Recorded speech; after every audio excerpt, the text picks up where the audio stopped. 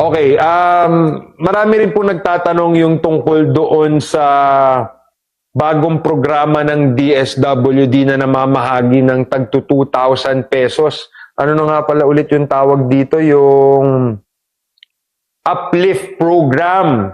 So marami nagtatanong parang paano ba kami makakasali? Kasama ba kayo dito? Bakit ano ba itong programa na to? So ito pong uplift program na to, magbibigay lang ako ng brief summary kung ano po yung nakausap ko po kasi ang ating regional director kanina ng DSWD at nakipagkwentuhan ako sa kanya na ito pala ang naging basihan nila or yung pagpili nila ay nanggaling nung 2024 na CBMS na sinurvey na binahay-bahay ng ating PSA.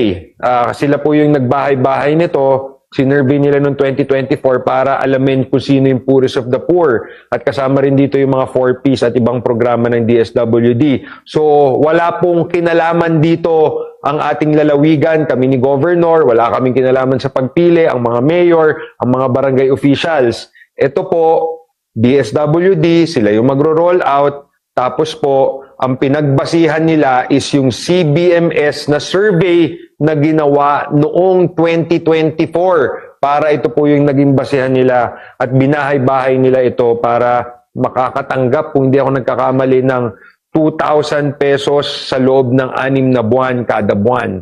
So napakagandang programa ito mula po sa ating national na ahensya sa suporta at tulong ng ating mahal na Pangulo Bongbong Marcos.